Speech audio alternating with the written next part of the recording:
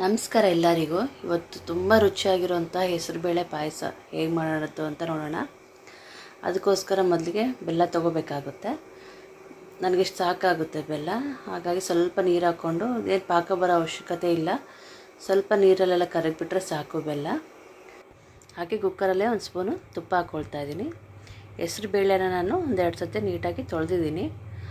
ತುಪ್ಪ ಕಾದಿದ ನಂತರ ಆ ಹೆಸರುಬೇಳೆನ ಅದರಲ್ಲಿ ಹಾಕ್ಕೊಂಡು ಸ್ವಲ್ಪ ತುಪ್ಪದಲ್ಲೇ ಫ್ರೈ ಮಾಡಬೇಕಾಗುತ್ತೆ. ಹೆಸರುಬೇಳೆ ಎಲ್ಲನೂ ಸ್ವಲ್ಪ ತುಪ್ಪದಲ್ಲಿ ಫ್ರೈ ಆದ ತಕ್ಷಣ ಹೆಸರುಬೇಳೆ ಸ್ವಲ್ಪ ಘಮ ಬರುತ್ತೆ. ಆವಾಗ ಒಂದು ಸ್ವಲ್ಪ ನೀರು ಹಾಕ್ಕೊಳ್ಳೋಣ. ಹೆಸರುಬೇಳೆಗೆ ಎಷ್ಟು ಬೇಕೋ ಅಷ್ಟು ನೀರು ಹಾಕ್ಕೊಂಡು ಒಂದು ವಿಸಲ್ ಸಾಕಾಗುತ್ತೆ.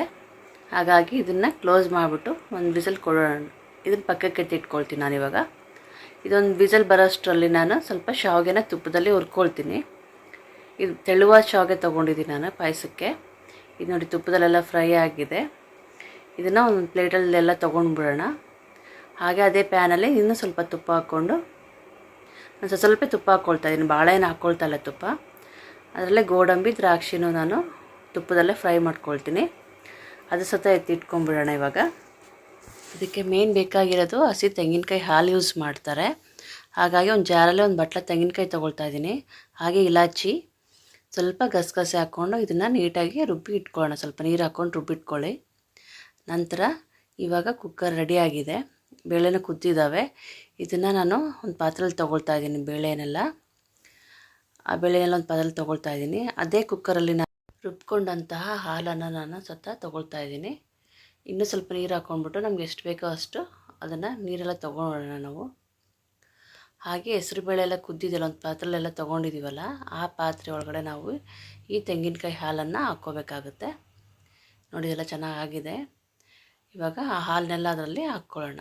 ಹಾಗೆ ಬೆಲ್ಲ ಕರಗಿಸ್ಕೊಂಡಿದ್ವಲ್ಲ ನಾವು, ಪಾಕ ಏನು ಬೇಕಾಗಿಲ್ಲ, ಬೆಲ್ಲ ಕರಗಿದ್ರೆ ಸಾಕು, ಯಾಕಂದರೆ ಸೋಸ್ಕೊಳ್ಳೋಕ್ಕೆ ಕಲ್ಲಿರುತ್ತೆ ಅಂತ.